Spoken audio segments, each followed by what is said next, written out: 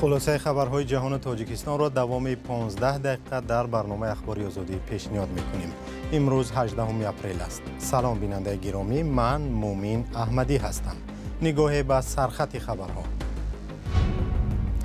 پیشرفت نشود کنار می رویم. ایالات متحده آمریکا میگوید اگر پیشنهاد پرزیدنت ترامپ برای صلح قبول نشود، واشنگتن از میانه‌روی میان روسیه و اوکراین دست میکشد. ایالات متحده طول 3 سال به اوکراین کمک رساند و حالا می‌خواهد که به این کار خاتمه بخشد. مهاجر گنده پولش خوب. بودجه دولتی روسیه تنها از حساب امتحان زبان روسی مهاجران 2.5 میلیارد روبل فایده دیده است. مقامداران تاجیک به زنهایی که خواهش آموختن دین اسلام را دارند توصیه می‌دهد که به اینترنت رو رند. برنامه را از جلسه اخیر حکومت تاجیکستان آغاز می‌کنیم که در آن عاقبت‌های زمین لرزه در منطقه رشت بحث شده است. حکومت پس از 4 روز زمین لرزه ویرانگر در رشت و تاجیک‌آباد در جلسه اضطراری اعلام کرد که در این حادثه 1 کس جان باخت و 16 نفر مجروح شد. بنا به آمار نو در این دو ناحیه 65 خانه پرره و 193 خانه قسماً ویران شده، به 150 منزل دیگر آسیب سبک رسیده است. امام علی رحمان رئیس جمهوری تاجیکستان روزی 17 اپریل خواسته است به عائله‌هایی که خانه‌هایشان را پرره از دست دادند در مکان‌های امن زمین بدهند و منزل نو آنها باید تا ماه نوامبر امسال بنیاد شود. طبق نوشته تارنما یا وبسایت پرزیدنت، شرکت دولتی تاجیک سغورته یکجا با حکومت‌های رشت و تاجیک‌آباد وظیفه‌دار شدند که به هر ضرر دیده مبلغ دهند. منطقه رشت در گذشته هم شاهد زمین‌لرزه‌های سخت شده. سال 2020-2021 بر اثر زلزله 5 ساکن تاجیک‌آباد به هلاکت رسیده و نزدیک به 60 خانه در 4 دهه این ناحیه آسیب دیدند. و دیروز 17 اپریل در پایتخت فرانسه امانوئل مکرون پرزیدنت این کشور و رهبران والامقام اروپایی با هیئت بلندپایه حکومت ایالات متحده آمریکا راههای ختم جنگ در اوکراین را بررسی کردند. هدف از این مذاکرات درک نگرانی کشورهای اروپایی بود که بر این نظرند مأموریت ترامپ تلاش دارد موقعگیری روسیه در جنگ اوکراین را سفید کند. اما به نظر می رسد که ایالات متحده آمریکا هم شرطهای خود را دارد. مارک روبیو وزیر کارهای خارجی آمریکا گفت که این جنگ ما نیست و اگر پیشنهاد ترامپ قبول نشود دیگر میان روسیه و اوکراین میانه‌روی نمی کنند. تفصیلات در گزارش همکارم میرزانبی خالقزاد. اگر در چند روز آینده نشانه‌های پیشرفت در حل نزاع حاصل نشود، ایالات متحده آمریکا میانه‌روی برای صلح روسیه و اوکراین را کنار می‌گذارد. روز جمعه بعد مذاکرات با رهبران اروپایی و اوکراینی، کاتب دولتی ایالات متحده آمریکا مارکو روبیو گفت پرزیدنت دونالد ترامپ تلاش دارد سازش به دست آید، ولی اگر نشانه‌های پیشرفت به چشم نخورند، مسئله دیگری مقیاس جهانی هستند که ایالات متحده با آن برتری خواهد داد. به فکرم مهم است به همه یادآور شوم که جنگ در اوکراین عملی وحشتبار است، اما این جنگ ما نیست. ما آن را شروع نکرده ایم. ایالات متحده طول 3 سال به اوکراین کمک رساند و حالا می‌خواهد که به این کار خاتمه بخشد. 17 اپریل در پایتخت فرانسه روبیو همراه با فرستاده خاص پرزیدنت ترامپ استیو ویتکوف با هیئت‌های بلندپایه اروپا و اوکراین دیدار و گفتگو داشتند. به نوشته خبرگزاری رایترز، در رابطه با جنگ اوکراین رهبران اروپایی و اوکراین از موقع‌گیری مأموریت پرزیدنت آمریکا نگرانند که ظاهراً میل پشتیبانی از مسکو را دارد. صرف نظر از وعده ختم با سرعت جنگ، مأموریت ترامپ تا کنون به نتیجه نظررس در حل این نزاع دست نیافته است.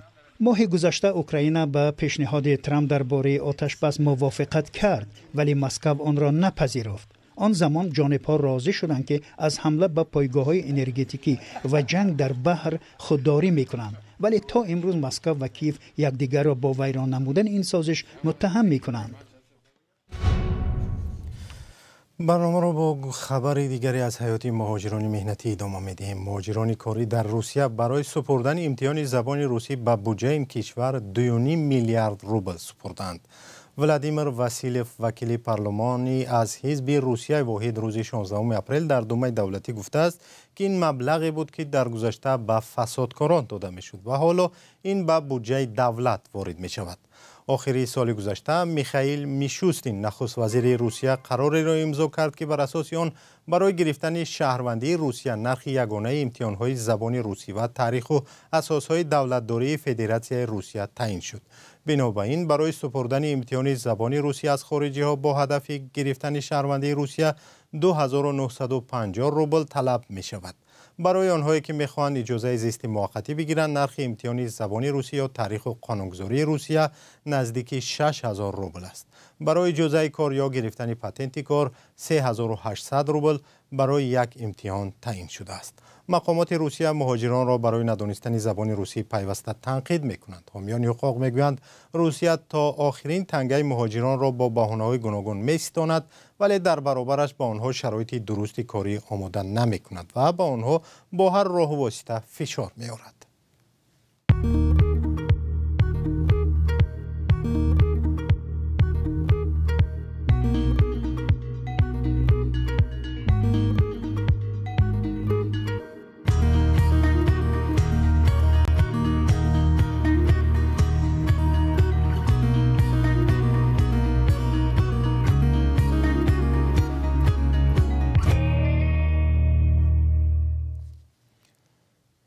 در تاجیکستان که اکثر ساکنانش خود را پیرو دین اسلام می‌دانند، چند وقت اخیر مسئله آموزش این دین در دایره‌های معین مطرح می‌شود. از جمله زنان و نورسان امکانیت محدودی آموزش این دین را دارند.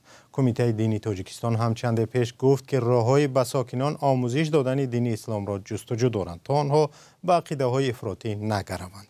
سازمان‌های بین المللی تاجیکستان را برای محدودیت‌های سخت دینی و تقریباً امکان ناپذیر کردن آموزش اساسهای اسلام تنقید می‌کنند. ارشاد سلیمانی و امیر صایف این موضوع را پیگیری کردند و این گزارش را آماده نمودند. دانشکده‌ای به نام امام اعظم، یگانه مکتب اسلامی در تاجیکستان. در میان ده‌ها مرد همگی 15 زن و دختر در اینجا تحصیل می‌کنند. این سال داخل شدن توسط معلومات دویم و موافقه نقشه قبول ما 30 نفر میتوانیم در یک سال به معلومات دویم داخل کنیم که تنها اینها با واسطه امتحان‌های مخصوص و صحبت قبول کرده میشوند. قانون‌های تاجیکستان به هر کس حق دادند که علاهیده یک جایه به دیگران آموزش دینی بگیرد. بیشتر مدرسه ها یا خانه بیبیاتون ها جای تحصیل دینی دختران بود. حالا اکثری مدرسه ها بسته شدند و تعلیمی بدون اجازه جزا دارد. رئیس کمیته دین نبودن این گونه مؤسسه ها را مشکل خاص نمیداند. عموما نه تنها در تاجیکستان، در تمام عالم، نه تنها سمت تحصیلات دینی، اکثری ساحه‌های و سمت‌های است که مردم به شکل تحصیلی بردوام یا که تحصیلی تجدید شونده همین خیلی رو آورده ایستادن. اگر برای یک مثال عادی گیریم، مثلا شبکه‌های اجتماعی در دلخواه چی از روانشناسی سر کرده تا مثلا چی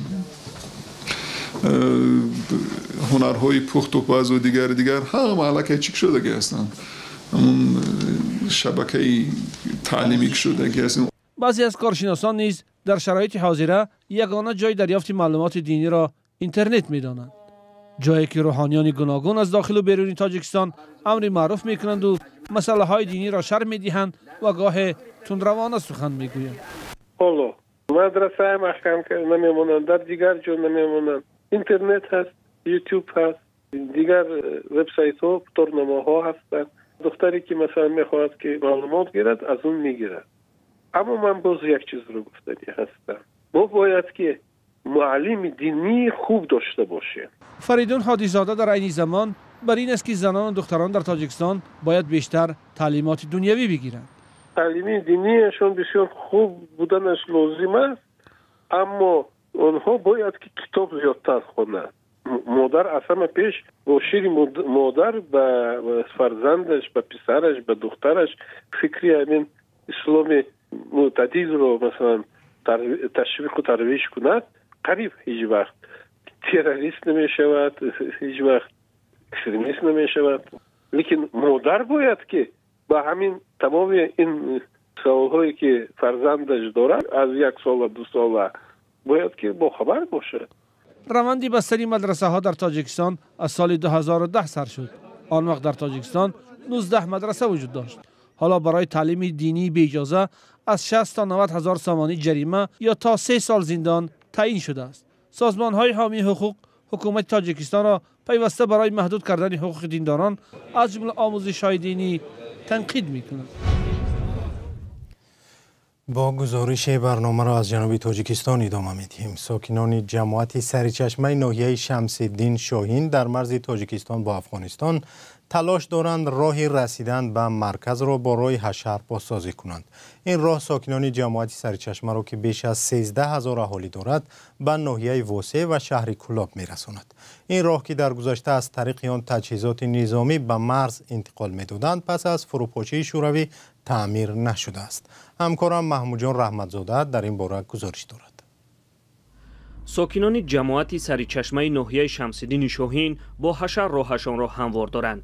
پیشتر این راه خیلی ناهموار و ویرانه بود. درباره آن رادیوی آزادی ماه دکبر گزارش پخش کرده بود. رئیس ناحیه اعتراف کرد که بازسازی راه با تاثیر همین گزارش آغاز شد. یکی بسیار خوب شد که یک سفر کاری کردن خیلی چون گفتن که ما طریق شبکه کم طریق راه سرچشمه توگرای سرچشمه رو دادن. بسیار خوب شد که ما هم جلب کردیم تمام ایسای کاری حدودی جماعت را با پراگی تخت تعمیر کردیم. برای یک برنامه را ببینید ولی از نوسازی نکرده ما پرا تخت تعمیر کردیم با دستگیری خیلی هم اهل جمعه جماعت سرچشمه که نخواد که شما اینقدر خوب باشه که در همه شبکه راه شما میره. راه سرچشمه مستقیما به مرز پیوست می شود. این راه تا سال 2005 منفرش بود و خوب بود. با گفته ساکنان بعد برآمدن ارتش روسیه از سرحد تانک و زیره‌پوش‌های آنها راه را ویران خراب کردند. حالا ساکنان میگویند که راه از چند ماه پیش دیده خوبتر شده است. سنگ چیکار سنگ رسته سنگی شده و پرابلم نداره. تشنش در خوب شده. پرابلم هستی هم خیر بزنه همون خدمت شهر که همون رئیس جماعت هست که قدیم مردم سنفر شدن او تشنه در خوبتر شده. سال 2022 وکیلان پارلمان تاجیکستان سازشنامه گرانتی تعمیر راه توگرک سرچشمه، شمس الدین شاهین و چشمسار لنگر را تصدیق کرده بودند. ساختمان را $800,000 آمریکایی 250,000 دینار کویتی را تشکیل داده، همچنین قرض به بازگشت با مبلغ گذاری فاند کویتی رشد اقتصادی عرب عملی می شد. رئیس ناحیه گفت که لیکن دقیق نمیداند این پول جدا شده است یا نه. از نوسازی راه مذکور من همینقدر فکر میکنم که امروز نفرایی که البته که تیدر می شود، البته که والیبال مایل می شوند، البته که بعد از معاش دادن والیبال با کیها وابسته میگردند تای باز شروع میکنم. این نشه من با پراگی گفتن نمیتوانم. جماعت سرچشمه از مرکز ناحیه 10 کیلومتر دور است. ساکنان آن برای رسیدن به مرکز ناحیه از واسه و کلاب میگذرند. حالا برای 13,000 اهالی این جماعت کلانترین ناحیه شمس الدین شاهین راهی اساسی همین است. راه را ساکنان بازسازی و بهتر کردند، در حالی که میگویند این وظیفه آنها نیست، اما علاج دیگر هم نبوده است. دادگاه عالی روسیه روز 17 اپریل پیشنهاد دادستانی کل این کشور را پذیرفت و گروه طالبان را از فهرست سازمان‌های تروریستی بیرون کرد. این قرار می‌تواند زمینه حقوقی را برای همکاری‌های بیشتر و سرمایه‌گذاری فراهم کند، اما به معنای اعتراف حکومت طالبان یا امارت اسلامی افغانستان نیست. روسیه در سال 2003 فعالیت طالبان افغانستان را در قلمروش منع و برای همه گونه همکاری با این گروه جزا تعیین کرده بود.